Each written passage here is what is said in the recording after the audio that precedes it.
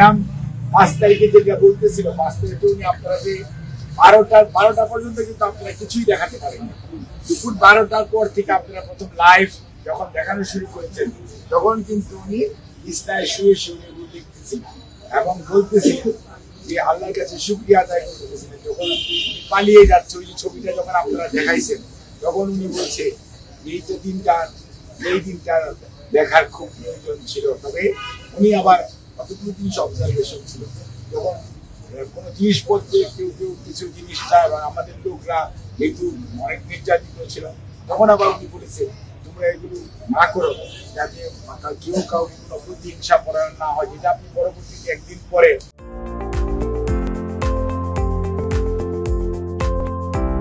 উনি যে ভিডিওটা দিয়েছিলেন এই ভিডিওটা কিন্তু উনি নিজের থেকে বলেছেন এবং নিজে আগ্রহ প্রকাশ করেছেন যে আমি কি বলতে চাই। আমি আমাদেরকে বলতেছি না বলে আমাদের নাম বারবার চেয়ারম্যান মহোদয় বলেছেন, মহাসচিব বলেছেন, তারপরেও পরে আমাদের সনে একই ঘটনা ঘটেছিল। 91 সনেও কিন্তু ম্যাডামের পরিস্থিতি বলতে হয়েছিল কিন্তু খেয়াল থেকে থাকে এরশাদের পতনের পরে।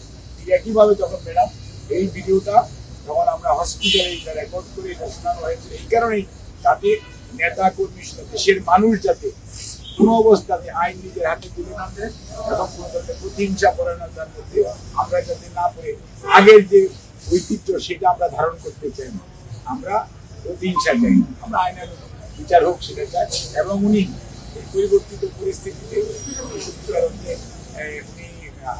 আল্লাহর কাছে শুকরিয়া আদায় করে এবং এই যে মানুষগুলো বিশেষ করে আপনারা খেয়াল করছেন গত পরশুদিন আমাদের মহাসচিব মহোদয় পঙ্গু হাসপাতালে গিয়েছিলেন ভিতরে। কেন গিয়েছিলেন এটা ম্যাডাম নিজে আগ্রহ প্রকাশ করেছেন। এই যে ছেলেদের হাত চলে গেছে, পা চলে গেছে, এই মানুষ চোখ চলে গেছে, চোখটা দেখার জন্য আমাকেও পাঠাইছিলেন।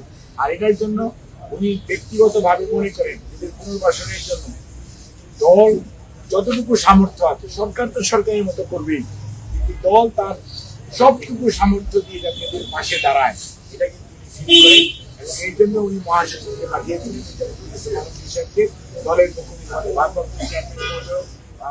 ওনাকে বলেছেন যে চেয়ারম্যান এবং আমাদের পক্ষ থেকে যে ওই সেই রুগীদের পাশে দাঁড়ানোর ব্যাপারে। এবং আমরা প্রত্যেকটা রুগীকে আশ্বস্ত করার চেষ্টা করেছি যে আপনাদের পুনর্বাসনের ব্যাপারে শুধু আপনারা আপনাদের পাশে দেশের মানুষ হচ্ছে বাংলাদেশ জাতীয়তাবাদী